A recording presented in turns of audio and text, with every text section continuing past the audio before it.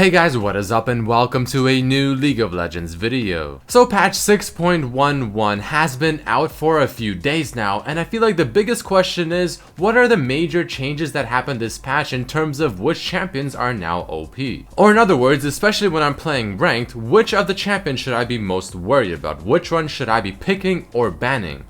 But right before we get into that, guys, I want to give a quick mention about Discord. Now, yes, this is a sponsored promotion, but this one I 100% approve of. I personally use Discord every single day with my friends, and the reason is just because it works and it's a very simple program. It's super easy to share images, check them out, join other servers that your other friends have created, make your own server, make the channels within it, give your friends mod permission, and just a whole bunch of things like that. So we'll have a link down below. I highly recommend at least checking it out because I genuinely use this every single day. So throughout this video, I will be giving you guys my 7 must pick or ban champions for patch 6.11 and also be throwing in 2 honorable mentions at the end of the video. So if you end up enjoying this video, finding it helpful or whatever, then definitely hit that like button to let me know. But let us not waste any more time and go right into the first champion. And starting things off for us is going to be Fizz. So now, as I'm sure most of you already know, on this series, the first champion that I mention is always the most OP champion, or what I think to be is the #1 priority of a must pick or ban. And clearly that champion for this video is going to be Fizz. Now, the reason Fizz is just so insanely strong right now is because he once again can be played in multiple roles with multiple different builds successfully. He's an exceptionally strong flex pick, so do you pick Fizz to go mid lane and go pure AP? You can definitely do that and it'll work. Do you want to go Fizz top lane and go a bruiser Triforce Fizz? That'll be fine. Do you want to go top Fizz and play Iceborne Gauntlet into pure tank? That's okay as well. All of these different builds that bring different things that the enemy team won't know what you're doing until you're already doing it is just really strong right now. But on top of all of that, I mean, Fizz is just a champion that tilts a lot of players just because of his playstyle, because, you know, he has a lot of mobility. His ultimate is pretty much death, and you can dodge almost anything with your E ability. All in all, Fizz is just Fizz, except even better. I mean, Triforce is strong on him, Iceborne Gauntlet is great, going pure AP mid lane is just as good as anything else as well. A lot of options with this champion, very hard for the enemy team to know which one you're doing and play around it. And it just feels like he's becoming Echo's successor, you know, becoming a tank Fizz or AP Fizz or whatever. So without question, Fizz is the #1 champion that I recommend you must pick or ban whenever you're playing ranked or normal draft. But here are my recommended runes, items, and masteries when playing top lane Triforce Fizz. Now, there's 3 different types of Fizz builds. I decided to talk about this one because I'll be talking about another one in a video in just a couple of days. Plus, this is the newer build that's a bit more interesting, which if you want to try out, well, here's kind of what you want to do.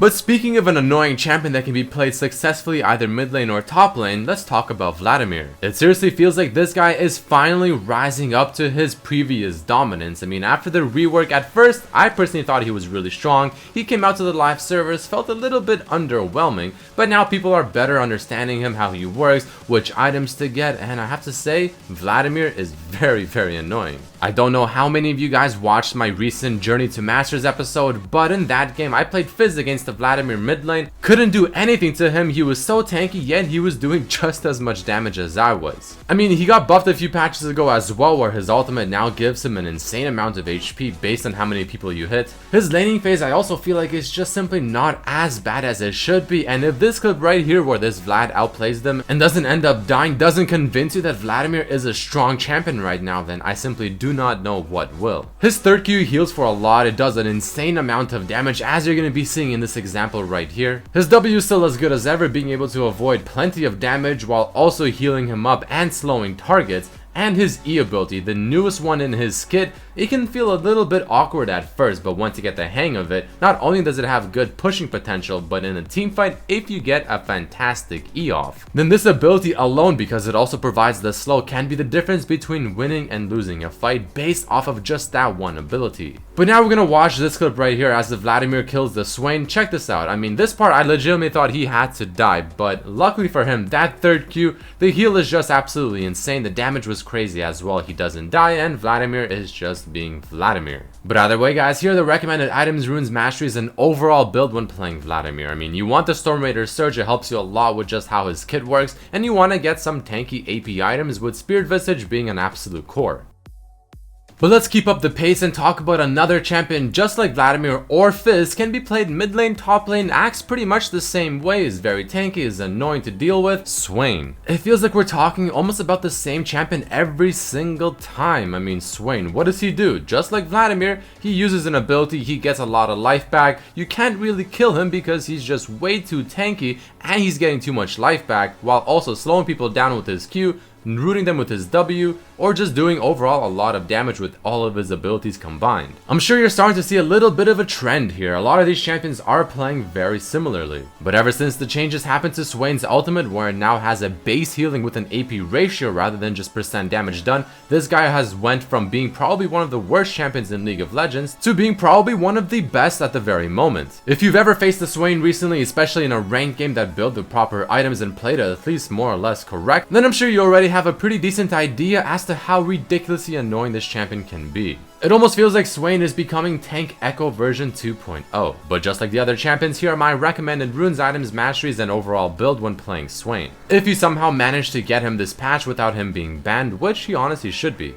But let's finally take a little bit of a break and slow it down from those annoying, unkillable tanky AP champions and talk about Kindred. Now I know Kindred isn't much better when talking about very strong champions that are very difficult to kill, because this champion obviously has that ultimate while having still a lot of damage. So patch 6.11, there were a lot of big nerfs happening to Kindred to the point where I personally thought, you know what, maybe this will finally slow this champion down. And even though Kindred has been slowed down, it's really not by a whole lot. Pretty much what happened is Kindred went from being, in my opinion, probably the #1 pick or ban champion to maybe number 4 or 5. Because yeah, sure, the Q damage went down. I mean, you have to get a lot of stacks to get the Q damage back up to where it was. Yeah, I mean, okay, fine. But that's not where the main damage of Kindred comes from. The main damage are the auto attacks, all of the on-hit effects that you get. And until something happens to the point where Kindred cannot just simply auto attack you to death very easily, very late into the game, then Kindred is just simply going to consistently be a top tier jungle champion. But here are my recommended runes, items, and masteries for playing Kindred. Not a whole lot has changed. For the most part, it's pretty much the same thing.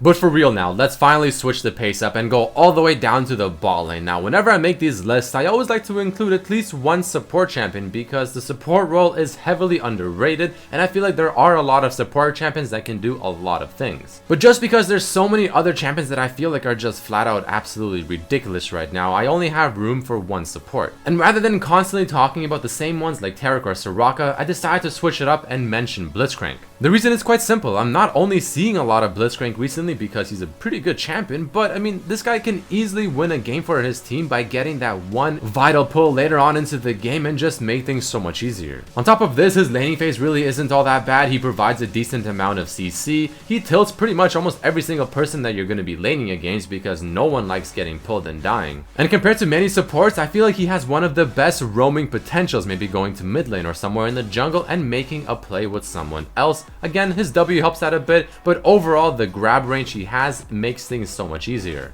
All in all, a very good support champion. Obviously, landing that one pull will win you the game, and I'm seeing him much more frequently in my games recently, on top of also seeing him banned here and there. So without question, if you're just someone prone to getting hit by Blitzcrank hooks, you might want to ban him this patch. You're going to be seeing him a lot more often. But if you decide to join the dark side by playing the Crank himself and tilt someone else, then here are my recommended items, runes, and overall build for playing the Blitzcrank.